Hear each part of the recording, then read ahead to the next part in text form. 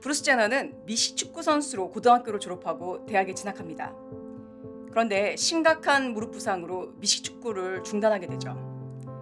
브루스 제너의 기량을 알아봤던 코치의 권유로 브루스는 육상 10종 경기를 시작하게 되고요. 그의 나이 21살에 처음 데뷔전을 갔습니다. 그 데뷔 성적은 5위로 장식을 하면서 가능성을 보이죠. 이후에 1972년 독일 뮌헨 올림픽에 출전을 하는데요. 거기서 10위를 합니다. 이 당시 승자였던 소련 선수 아빌로브를 보면서 브루스는 다짐을 합니다. 처음으로 나는 내가 인생에서 원했던 것이 무엇인지 알았고 그 사람이 가지고 있는 것이었습니다. 나는 말 그대로 그날 밤 자정에 독일 뮌헨의 거리를 달리면서 올림픽 훈련을 시작했습니다. 그날부터 1976년 올림픽 대회까지 하루에 6에서 8시간 1년 365일 훈련을 했습니다. 독일에서 귀국하던 해 23살이 됐었던 브루스 제너는요. 처음 여자친구였던 크리스티 크라운 오버와 결혼을 합니다. 어린 나이에 결혼하죠. 크리스티는 승무원 일을 하면서 돈을 벌었고요. 브루스는 낮에는 훈련을 하고 저녁에는 보험을 팔면서 생계를 유지합니다. 어려운 생활 속에 혹독한 훈련으로 1974년 브루스는 10종 경기 미국 챔피언이 되는데요. 2년 전에 자신의 열망을 자극했었던 소련 선수 아빌로브의 기록을 깨기도 합니다.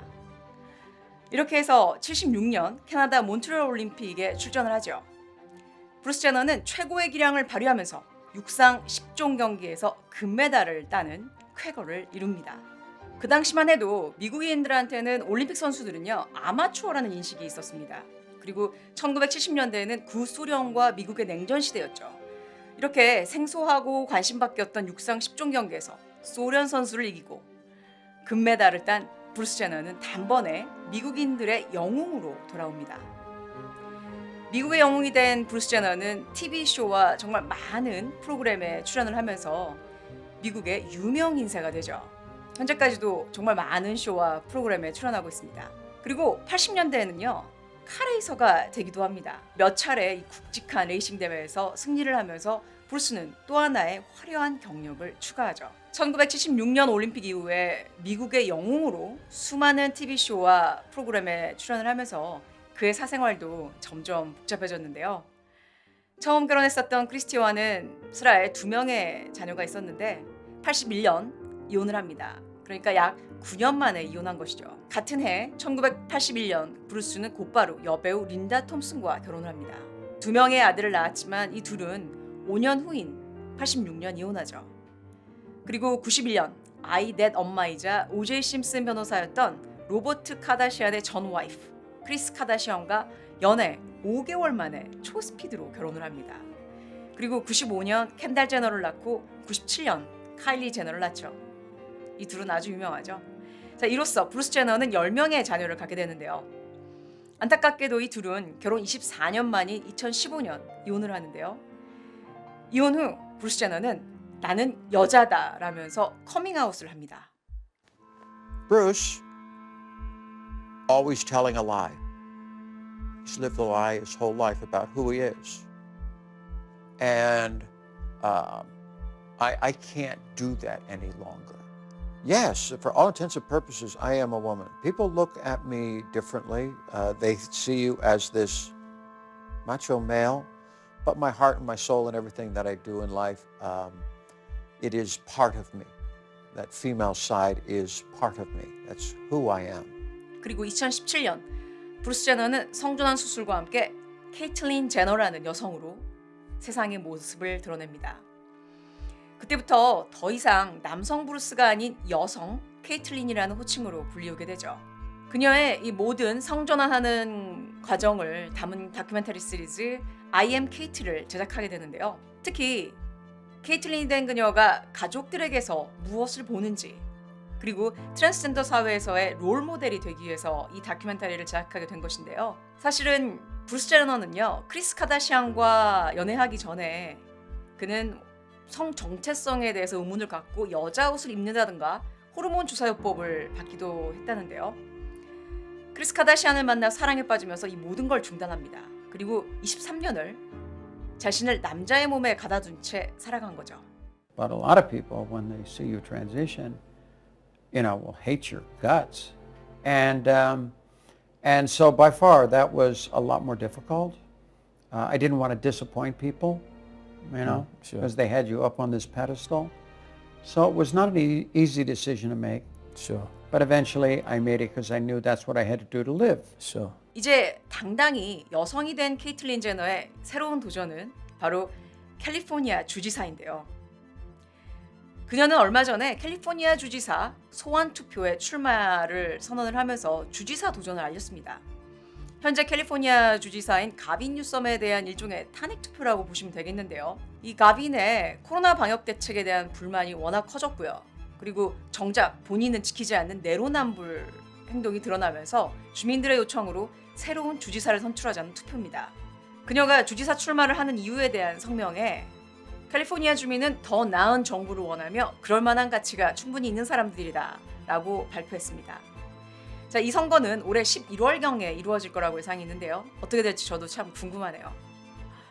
여기까지가 브루스 제너에서 케이틀린 제너가 되기까지 아주 파란만장한 인생사를 정말 몇 분 안 되는 길이로 아주 짧게 간추려본 팩트들이었고요. 자, 지금부터는 제가 보는 브루스 제너와 케이틀린 제너의 이 모든 도전들이 과연 이게 용기인지 아니면 관종의 욕망으로 채워진 오만인지에 대한 썰 들어가겠습니다. 브루스 제너라는 남자의 몸으로 태어나 미식축구 선수를 하면서 무릎 부상으로 운동을 포기할 수 있었죠. 그런데 포기하지 않고 육상 10종 경기로 종목을 바꾸면서 심지어는 올림픽 선수가 돼서 금메달을 땁니다. 그러니까 부상이 그를 막을 수는 없었습니다. 오히려 이를 극복해서 자신에게서 더 큰 발전 가능성이 있다는 것을 발견했고요. 이는 많은 스포츠인들에게 큰 영감을 주었습니다. 그리고 침체된 미국인들한테 희망을 가져다준 영웅이 됩니다. 사라져간 많은 올림픽 금메달리스트 선수들이 있었는데요. 브루스 제너는 끊임없이 자신을 새로운 무대에 올리면서 사람들에게 자신의 존재감을 알리며 영향력을 발휘하죠. 그게 스포츠쇼든 코미디 영화든 리얼리티 쇼든 상관없이 말이죠.